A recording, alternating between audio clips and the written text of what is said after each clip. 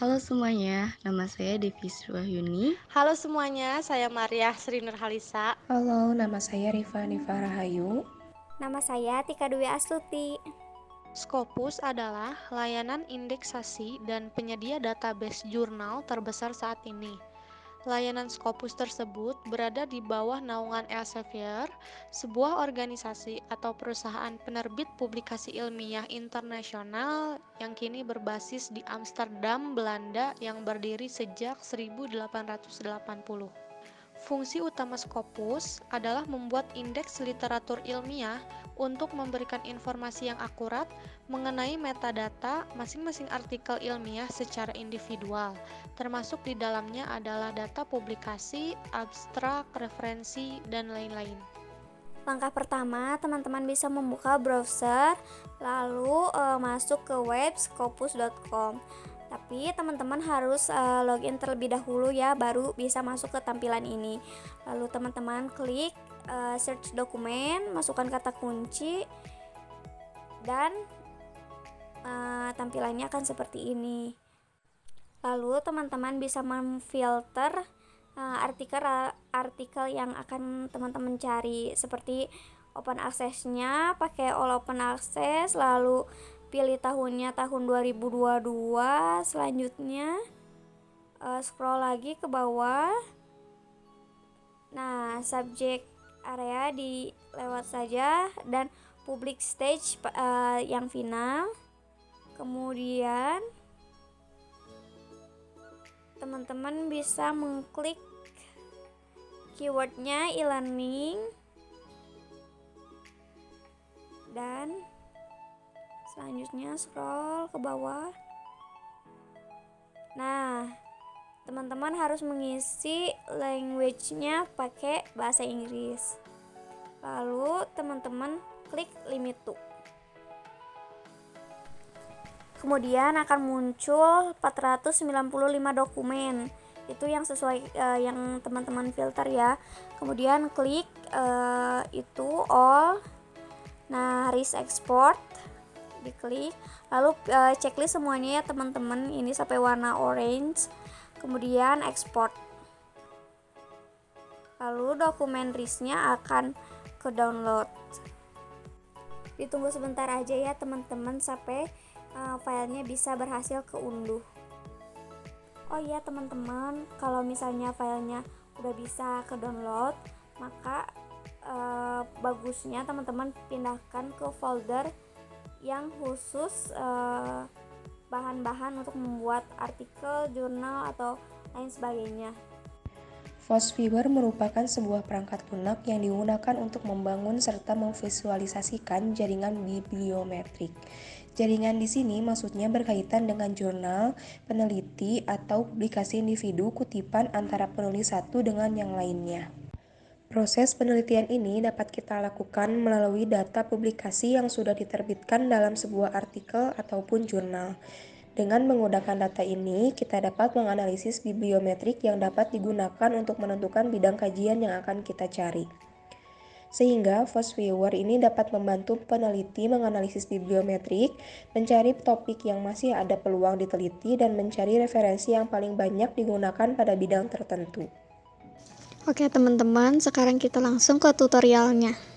Nah, selanjutnya kita buka aplikasi FOSS-Viewer. Lalu klik create.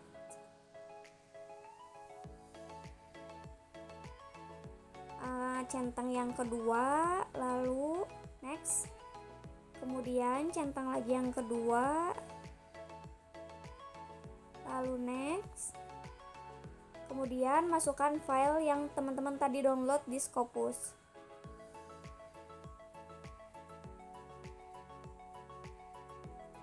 Nah, itu udah dijadiin folder ya, folder e-learning. Kemudian di next, lalu klik yang co-occurrence, lalu di next aja. Kemudian teman-teman ubah angka 5 menjadi angka 4, kemudian next, kemudian di next lagi, dan finish. Terus tunggu sebentar ya teman-teman sampai nanti muncul. Nah, ini adalah keyword-keyword yang berhubungan dengan e-learning. Coba bisa diperbesar, ada toolsnya. Nah, bisa diklik-klik juga teman-teman, seperti apa aja yang berhubungan. Seperti contohnya kita ambil yang e-learning. Nah, berhubungan dengan ini. Dan deep e-learning, hubungannya banyak teman-teman, itu dengan e-learning, dengan online learning, dengan apapun itu, dengan manusia, human, dan lain sebagainya. Mendeley adalah sebuah perangkat lunak yang kelahirannya diilhami oleh sebuah upaya untuk mengintegrasikan citation dan reference manager ke dalam sebuah jejaring sosial. Dengan jejaring semacam ini, peneliti di berbagai belahan dunia dapat berkolaborasi dan melakukan sharing data penelitian. Nah, aplikasi selanjutnya yang digunakan yaitu Mendeley Desktop. Teman-teman bisa buka aplikasinya, kemudian klik create folder, kemudian buat folder baru dan dinamai e-learning. Kemudian teman-teman bisa membuka file list yang telah teman-teman download dan dimasukkan ke Mendeley-nya. Tunggu beberapa saat ya teman-teman sampai muncul artikel-artikelnya. Nah, teman-teman bisa mengklik salah satu artikelnya, kemudian teman-teman bisa scroll ke bawah, lalu teman-teman bisa copy paste doinya.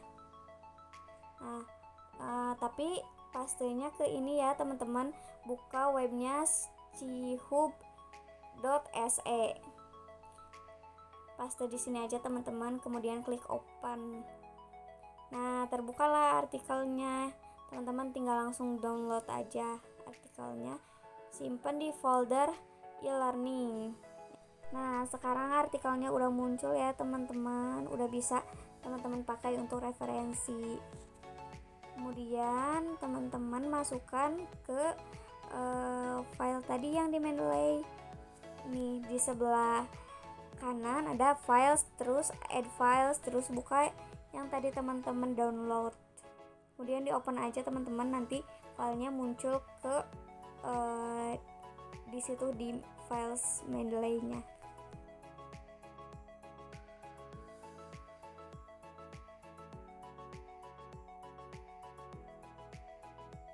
Saya di sini akan menjelaskan tentang publish or perish. Publish or perish atau POP dirancang untuk membantu individu ataupun akademis untuk mencari dan menganalisis sumber informasi yang dibutuhkan. POP ini juga dapat membantu menyeleksi artikel-artikel di database online sesuai dengan kualitas artikel tersebut. Selanjutnya kita akan mencoba membuka Scopus di aplikasi Publish or Perish. Klik Scopus, lalu kita cari apa materi yang mau kita cari di keywords. Diketik aja teman-teman, kemudian klik search. Ditunggu aja sampai berhasil terbuka artikelnya.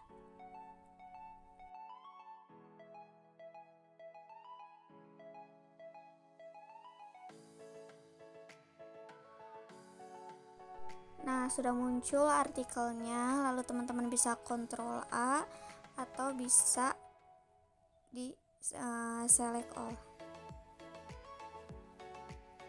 Caranya tinggal di Ctrl A. Nah, di select all juga bisa dengan cara klik kanan dulu teman-teman. Kemudian teman-teman bisa klik save result, di download file listnya, lalu disimpan di folder e-learning. Kalau belum ada, bisa dibuat dulu foldernya.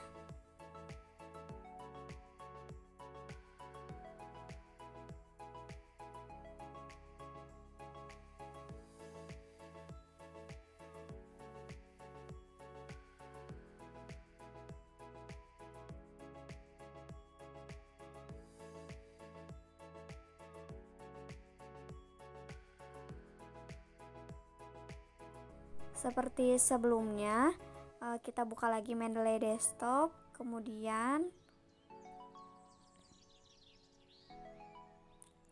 kita membuat file baru, itu diberi nama e-learning sesuai topik yang teman-teman ambil ya. Kemudian file e-iris tadi di drag langsung ke Mendeley-nya. Nah, sampai terbuka seperti itu. Nah, artikel yang tadi teman-teman download kan masih bahasa Inggris. Sekarang kita translate ke bahasa Indonesia pakai web online Dokter Translator. Klik terjemahkan sekarang, kemudian upload filesnya. Dibuka filesnya, files artikel tadi. Kemudian open. Ditunggu beberapa saat ya teman-teman. Deteksi bahasanya kita ubah dulu ke bahasa Inggris. Nah, itu klik, kemudian lihat dulu itu masih mengunggah filesnya. Ditunggu aja sebentar ya teman-teman. Kemudian nah, sudah terunggah, kemudian klik terjemahkan.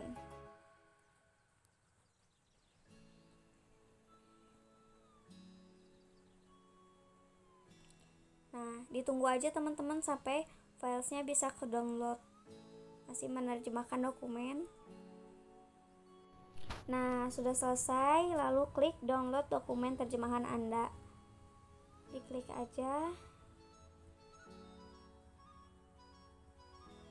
Nah, artikelnya sudah bisa teman-teman pakai dan sudah berbahasa Indonesia, teman-teman.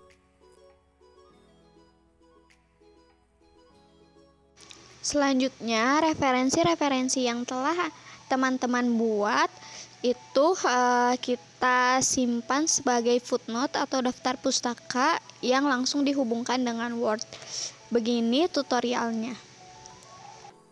Nah, selanjutnya teman-teman bisa langsung konekin Mendeley ke Word.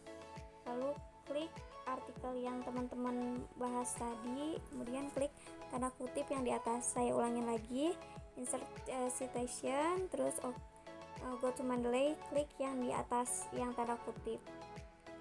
Nah, teman-teman juga bisa bikin daftar pustaka dengan cepat. Dan sudah selesai teman-teman. Terima kasih. Sekian video tutorial dari kelompok kami, semoga berguna untuk pembuatan karya ilmiah, artikel, makalah, skripsi, dan lain sebagainya. Terima kasih.